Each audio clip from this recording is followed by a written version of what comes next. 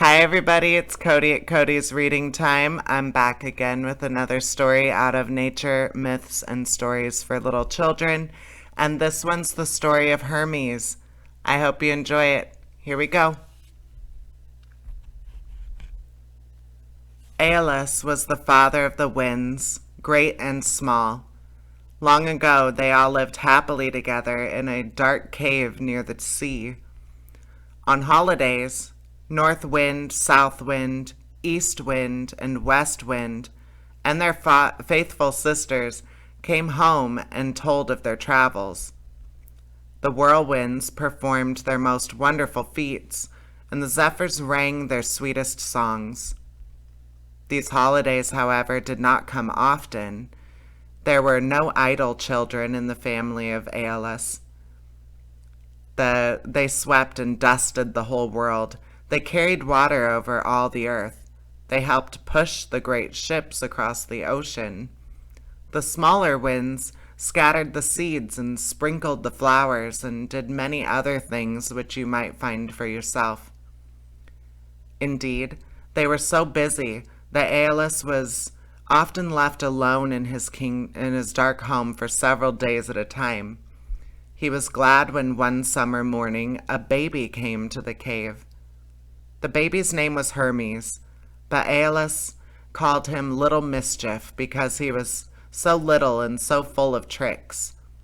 Zeus was Hermes' father, and his mother was the beautiful Queen Maia.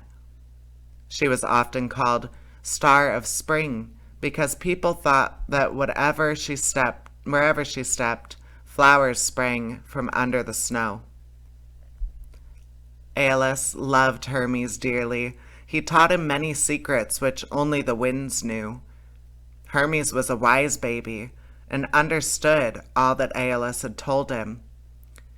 When he was only 2 days old, he could run and whistle as well as North Wind. One day, while he was very young, he climbed out of his cradle and ran down to the seashore. There he found an old tortoise shell. He picked it up and put a row of holes along each side of the shell. Through these holes he wove some reeds, which he found upon the seashore. Then he blew softly upon the reeds.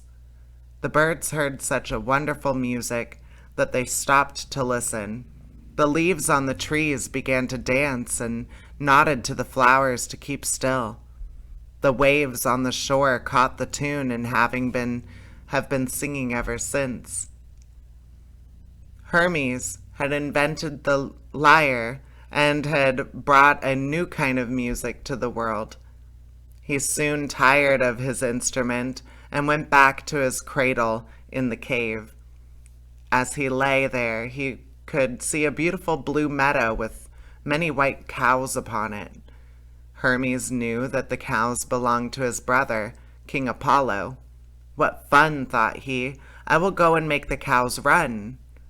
Off he ran after them until he was tired and out of breath. Then he drove them all backward into a cave and fastened them in. King Apollo soon missed the cows and searched all the meadow for them. He traced them to the cave, but when he came closer to it, he found that all the tracks led from the opening, not into it.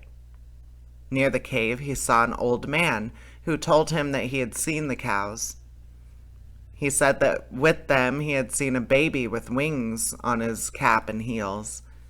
Apollo knew at once that the baby was his brother Hermes. He went straight to the cave of Aeolus, where there was Hermes in his cradle playing with the shell just like any other baby. Apollo was angry and commanded him to stop laughing and crowing and tell him where the white cows were. Hermes only picked up the shell and breathed softly upon it. Apollo forgot his anger and everything but the beautiful music. He took Hermes in his arms and kissed him and begged him to teach him his secret. Hermes was glad to be so easily forgiven. He gave Apollo the instrument and taught him many ways to play upon it. Apollo was soon able to make even sweeter music than Hermes, and he afterwards became the god of music.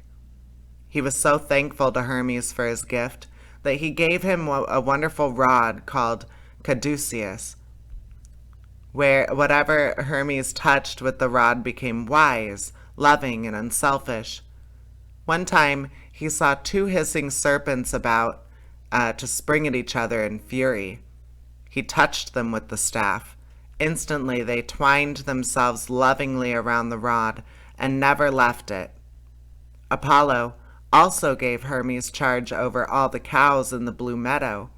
Hermes loved the cows and often took them with him on his journeys. He was a wild youth and a great traveler, and so it happens that in nearly all the countries of the world, Hermes and his white cows have been seen. And that's the end of that story. I hope you enjoyed it. Please subscribe. I upload new stories every single day, and there's always going to be something to listen to. And I hope you'll stick around and just enjoy some stories with me sometime. All right, take care, everybody. Bye-bye.